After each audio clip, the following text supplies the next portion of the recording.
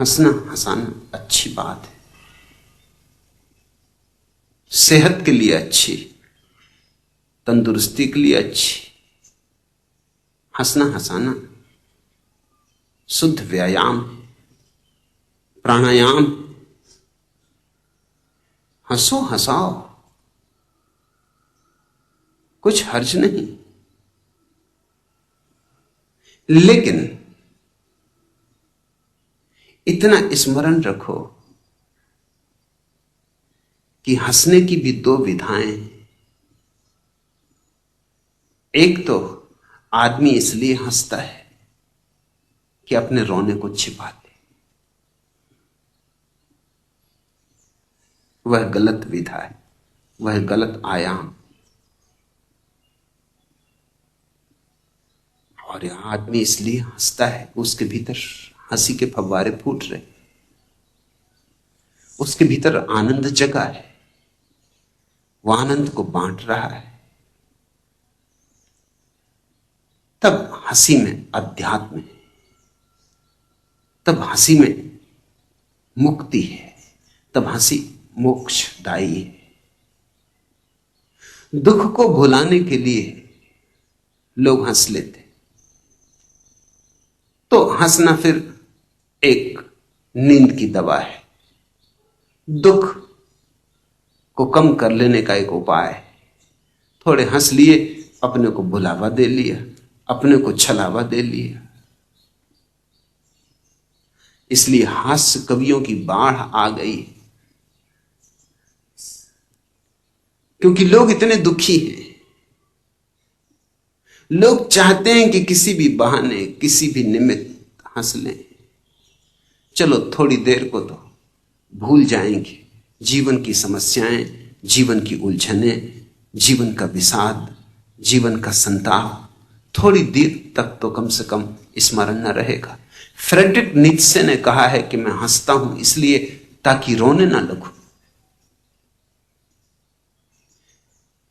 तुम्हारी हास्य की कविताएं तुम्हारे आंसुओं को छिपाने का ढंग तो नहीं कृष्णराज।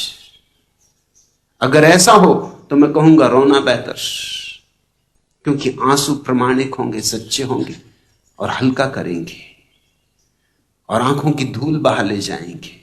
झूठी हंसी सच्चे रोने से ज्यादा मूल्यवान नहीं हो सकती। झूठ कभी भी मूल्यवान नहीं होता। सच्चा रोना भी मूल्यवान है, झूठा हंसना भी आखिर झूठ ही है। मुखौटा मत लगाओ।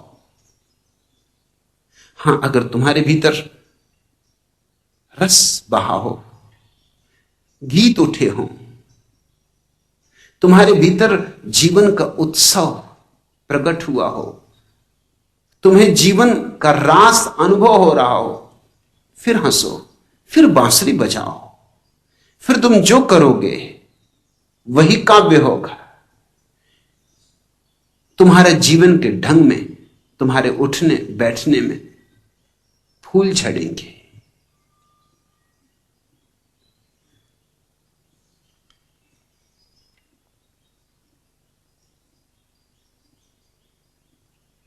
मुल्ला नसरुद्दीन भी हास्य की कविताएं लिखते। कल ही नौकरी के लिए एक दफ्तर में हाजिर हुए थे। लौटकर मुझे कहने लगे, कल जब था मेरा इंटरव्यू, प्रश्न हुआ भूगोल पढ़ा है? मैंने कहा जी खूब पढ़ा है। अच्छा तो बतलाओ भाई, वर्षा जहां अधिक होती वहां अधिक क्या पाया जाता? उत्तर था बरसाती छाता। प्रश्न दूसरा, तुमने तो साहित्य पढ़ा है? जी हां बिल्कुल। तो बतलाओ वाद कौन कौन से प्रिय हैं तुमको और कि रस कितने होते हैं? उत्तर था सर्वाद सिर्फ दो प्रिय हैं मुझको, उखाड़वाद और पछाड़वाद। और जहां तक प्रश्न रसों का पूछ रहे साहित्य क्षेत्र में, वह तो केवल एक बचा है, गन्ने का रस। शेष सभी दुनिया या मुझको श्रीमन नीरस ही लगती। प्रश्न तीसरा, क्या कुछ जनरल नॉलेज भी है? जी हां जी हां। तो बोलो इस वर्ष पद्मश्री किसे मिली? उत्तर था, सर केवल मुझको। तुमको? जी हां, इसी वर्ष श्रीमान विवाह हुआ है मेरा। पत्नी जी जो मुझे मिली है, नाम उन्हीं का पद्मश्री है। अफसर गुस्से से झल्लाए और प्रश्न अंतिम कर डाला, क्वालिफिकेशन। उत्तर में तब कार्ड दे दिया, लिखा हुआ था Lord Girgitanand, MA BF ICS। अफसर बोले, यह डिग्री कुछ समझ ना आती, बोलो इसका मतलब क्या है? बड़ी नम्रता से उत्तर था, सर पहले हम लैंडलॉर्ड थे, पर कानून बना है जब से सत्यानाशी, लैंडलॉर्ड की लैंड हो गई सब सरकारी, तब से बस लॉर्ड ही रह गए।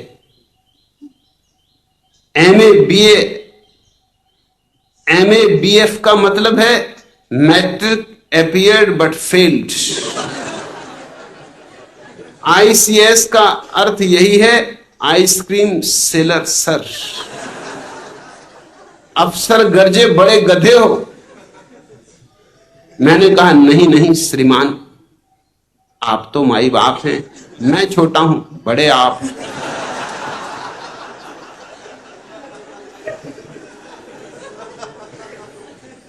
कृष्णराज करो जी खोल के, हास्यरस की कविताएं करनी, हास्यरस की कविताएं करो, हंसो हंसाओ। इतना ही ख्याल रखना कि लोग इस तरह के कवियों से बहुत ऊब गए, बहुत घबरा गए। जिस गांव में कवि सम्मेलन होता है, उस गांव में सभी सड़े केले, सड़े अंडे एकदम बिक जाते, टमाटर, चले लोग सब। अब तो हास्यरस के कवि भी होशियार हो गए, वो पहले ही से जाके सब खरीद लेते, सड़े अंडे, सड़े केले, सड़े टमाटर एकदम खरीद लेते पूरे गांव। नहीं तो जनता फेंकती है ये चीजें।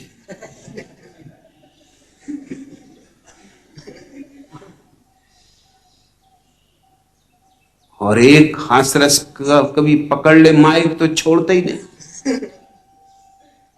जनता हूट करे, पैर पटके, शोरगुल मचाए, कोई फिक्र नहीं, लोग जमे ही रहते, लोग सुना के ही रहेंगे, कोई सुनने वाला हो या ना हो। लोग सुनने वालों की तलाश में घूमते हैं, कहीं भी कोई मिल जाए। ऐसे हास्य कभी ना होना। लोग वैसे परेशान होने और परेशान न करना। एक गांव में कवि सम्मेलन हुआ, सारे लोग उठ के चले गए, मगर पहले ही कवि जो जमा था सो जमा ही रहा। 3 आदमी और बैठे थे।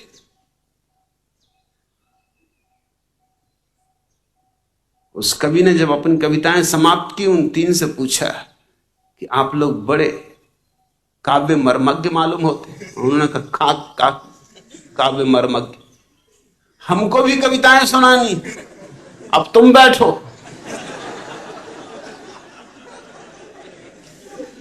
अभी तक तुमने हमें मारा, अब हम तुम्हें मारते।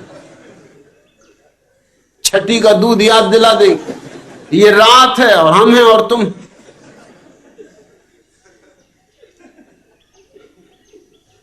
हमसे ज्यादा काव्य मर्मज्ञ तो वो आदमी है जो वहां दरवाजे पे बैठा हुआ है। एक आदमी दरवाजे पे बैठा हुआ था, बड़ा सिर हिला रहा था। उसने कहा कि नहीं, क्षमा करिए, मैं तो नींद में सिर झपका रहा हूं और मैं काव्य से मुझे कुछ लेना देना नहीं।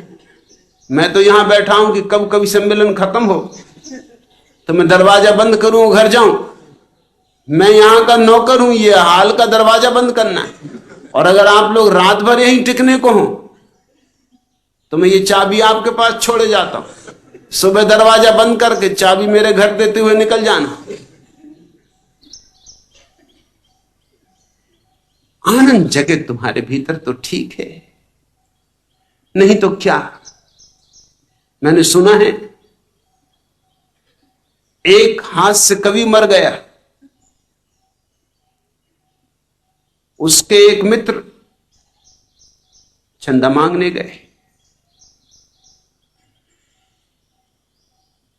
जो उन्हें अनुभव हुआ उन्होंने कविता में लिखा, एक हास्य कवि मर गया, मैं उसके लिए चंदा करने गया।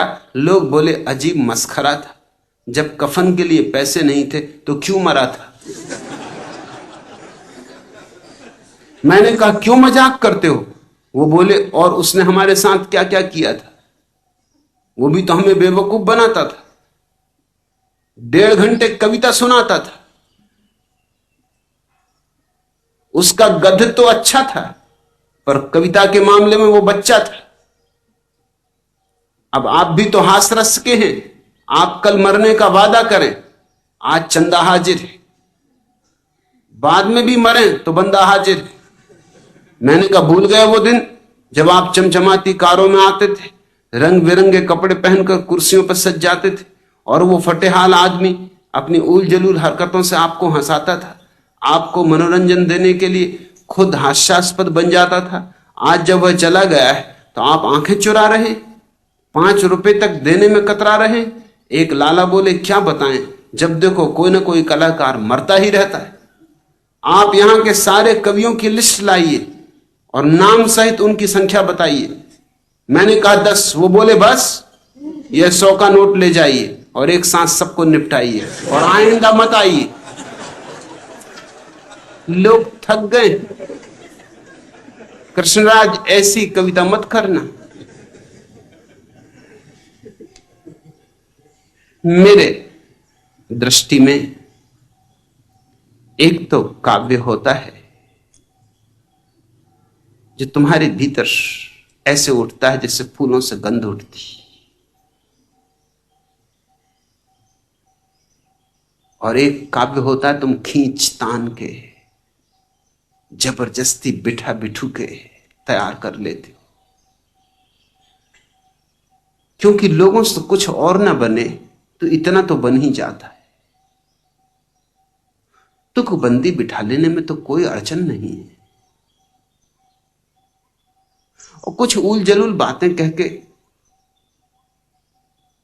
लोगों को थोड़ी देर हंसा भी लिया तो उसका भी कोई प्रयोजन नहीं है।